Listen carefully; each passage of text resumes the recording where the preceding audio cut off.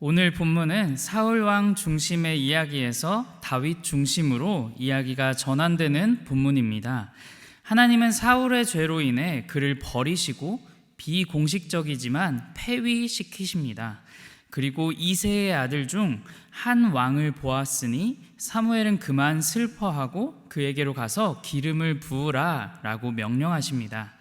사무엘은 사울 왕이 알면 죽을까 두려웠지만 하나님이 제사를 드리러 가면서 그에게 기름을 부으라 라고 친히 방법을 알려주셨습니다.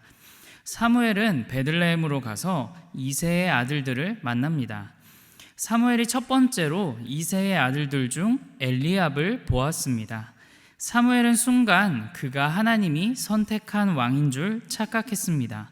그의 용모와 키를 보고 여호와의 기름 부으실 자가 과연 주님 앞에 있다라고 생각했습니다. 그러자 하나님께서는 이렇게 말씀하십니다. 사무엘상 16장 7절입니다.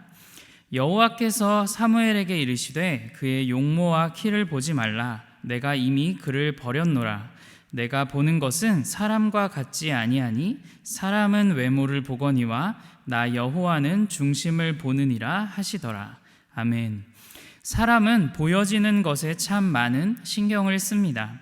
이스라엘도 다른 나라와 같아지기 위해서 자신들 앞에서 싸움을 이끌어갈 멋지고 듬직한 왕을 원했습니다. 실상은 하나님이 애굽에서부터 광야와 가나안 땅 정복에 이르기까지, 그리고 다른 나라와의 전쟁에 이르기까지 그들을 도우시고 승리하게 해주셨음에도 불구하고 그들은 보이지 않는 하나님보다 보이는 왕을 원했습니다. 사울도 다른 사람들보다 어깨 위만큼 컸고 준수한 사람이다 라고 기록되어 있습니다. 그의 마음의 중심이 하나님을 향하느냐 보다 백성들은 그의 모습을 보고 환호하고 만세를 외쳤을 것입니다. 사무엘도 엘리압을 보고 여호와께서 선택한 왕이라고 착각했습니다. 그의 키와 용모가 왕으로서 적합해 보였기 때문입니다. 하지만 하나님은 외모를 보시지 않으십니다. 하나님은 중심을 보십니다. 중심으로 쓰여진 단어는 다른 곳에서 마음이라는 단어로 사용됩니다. 인간은 사람의 마음을 꿰뚫어 보지 못합니다. 그저 보여지는 모습, 태도, 행동들로 한 사람에 대한 이미지를 만들고 또 그에 대하여 판단하고 생각합니다. 그에 반해 하나님은 인간이 볼 수 없는 영역까지 보십니다. 하나님에게는 외모는 중요하지 않습니다. 하나님은 사람의 마음 중심에 무엇이 있느냐를 보십니다. 하나님에게 중요한 것은 사람의 마음 중심이 하나님을 향한 마음이냐 아니냐가 중요하십니다. 오늘 본문에서 우리는 사울과 다윗을 비교해 볼 수 있습니다. 사울도 처음엔 겸손하고 아버지의 말씀에 순종하는 사람이었습니다. 하나님은 그를 선택하시고 왕으로 삼아 주셨습니다. 그에게 여호와의 영이 임했고 예언을 하며 암몬으로부터 구해낼 능력을 하나님께서 그에게 주셨습니다. 하지만 그의 마음의 중심이 흔들렸습니다. 블레셋과의 전투에서 하나님을 의지하고 사무엘이 올 때까지 기다렸어야 했는데 그는 기다리지 못하고 자신이 마음대로 하나님께 제사를 드렸습니다. 아말렉과의 전투도 마찬가지였습니다. 모두 다 진멸하라는 하나님의 명령에도 그는 좋은 것들을 남겨두었습니다. 처음엔 거짓말로 하나님의 제사를 위해서 남겨두었다라고 거짓말을 했지만 이것이 거짓말임이 드러나자 백성들이 두려워서 그렇게 했다라고 고백했습니다. 그의 마음의 중심은 하나님을 의지하고 하나님을 향한 마음이 아니라 자신이 그 마음의 중심의 자리를 차지하고 자신의 안위가 그의 마음의 중심에 있었습니다. 사무엘은 그런 사울에게 이렇게 말했습니다. 사무엘상 15장 17절입니다. 사무엘이 이르되 왕이 스스로 작게 여길 그때에 이스라엘 지파의 머리가 되지 아니하셨나이까 여호와께서 왕에게 기름을 부어 이스라엘 왕을 삼으시고 사울은 그가 자신을 작게 여길 때에 하나님은 그를 왕으로 삼으시고 높여주셨습니다. 하지만 그의 마음 중심이 하나님이 아닌 자신을 더욱 높이고자 자신의 안위를 위하자 죄를 범하게 되었고 버림받게 되었습니다. 그는 회개 또한 제대로 하지 않았습니다. 회개하는 척한 뒤 사무엘에게 백성들과 장로들 앞에서 자신을 높여달라라고 말했습니다. 그리고 사무엘이 죽는 날까지 사울을 찾지 않았다라고 기록되어 있는데, 그것을 또 반대로 생각해 보면 사울도 사무엘이 죽는 날까지 찾아가지 않았다라고 우리는 추론해 볼 수 있습니다. 결국 그는 회개를 제대로 하지 않자 그는 오늘 본문 16장 14절에 이런 모습으로 살아가게 되었습니다. 사무엘상 16장 14절입니다. 여호와의 영이 사울에게서 떠나고 여호와께서 부리시는 악령이 그를 번뇌하게 한지라. 여호와의 영이 떠나고 하나님은 그를 버리시고 폐위하셨으며 그에게 이제 남은 것은 껍데기뿐인 왕, 그리고 악령이 그를 번뇌하게 하는 그런 상황, 그런 모습에 이르게 되었습니다. 하지만 이와 반대로 다윗은 달랐습니다. 다윗은 집안에서 인정해주지 않는 막내 아들이었습니다.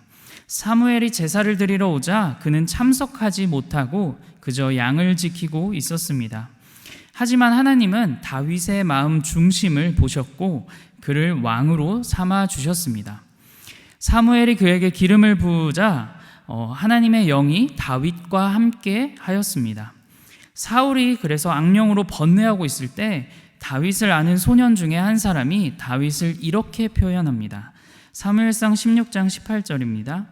소년 중 한 사람이 대답하여 이르되 내가 베들레헴 사람 이새의 아들을 본즉 수금을 탈 줄 알고 용기와 무용과 구변이 있는 준수한 자라.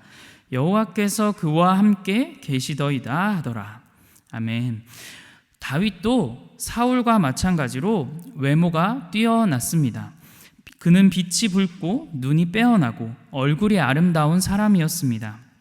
그리고 악기를 다룰 줄 알고 용기가 있는 사람이었으며 싸움도 용맹스럽게 하는 사람이었고 말도 잘하는 사람이었습니다. 하지만 그것과 상관없이 그 뒤에 기록되어 있는 말씀이 더욱 중요합니다. 여호와께서 그와 함께 계시더이다 라고 기록되어 있습니다. 여호와께서 다윗과 함께 하시기 때문에 수금을 탈 때 사울에게서 악령이 떠나가는 능력을 하나님이 허락하셨습니다. 물론 그도 완벽한 사람이 아니기에 죄를 지을 때가 있었습니다. 어쩌면 성경에 기록된 대로만 보자면 다윗이 더욱 심각한 죄를 지었던 사람입니다. 밧세바와 간음하고 우리아를 죽이며 인구조사를 자신 마음대로 행했던 사람이었습니다. 여기까지는 사울과 다윗의 모습을 보면 별반 다를 것이 없었습니다. 외적으로 둘 다 뛰어났고 하나님이 선택한 사람이었으며 기름 부음을 받아 여호와의 영이 임했고 능력을 받았습니다. 하지만 그들도 완벽한 사람이 아니기에 죄를 지었습니다. 여기까지는 이 둘의 모습이 같았지만 그 뒤에 모습이 달랐습니다. 사울은 회개하지 않았습니다. 회개하는 척만 했습니다. 여전히 그의 마음 중심이라는 자리에 하나님이 아닌 자신이 앉아 있었습니다. 하지만 다윗은 달랐습니다. 그는 죄를 짓고 난 뒤 곧바로 하나님께 회개하였고 그의 마음 중심에 여전히 하나님을 모시며 살았습니다. 하나님은 그의 마음 중심을 아셨습니다. 그렇기에 사도행전 13장 22절에 이렇게 기록되어 있습니다.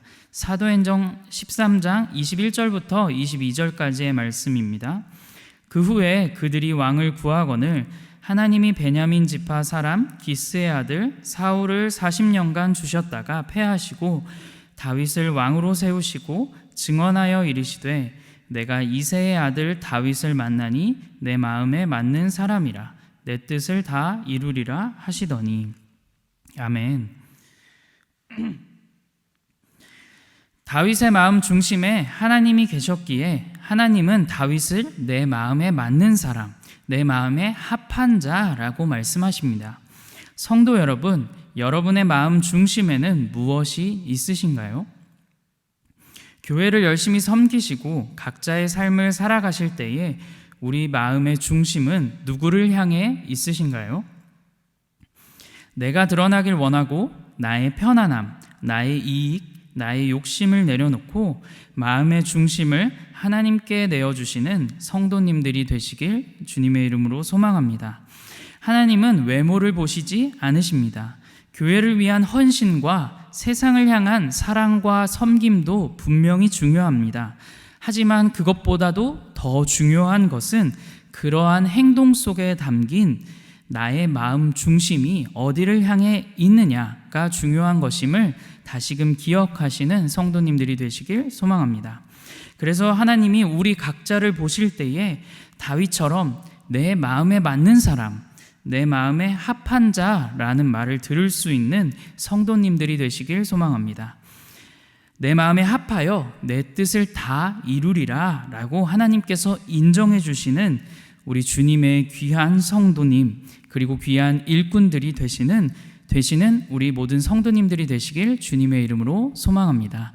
우리 함께 기도하겠습니다.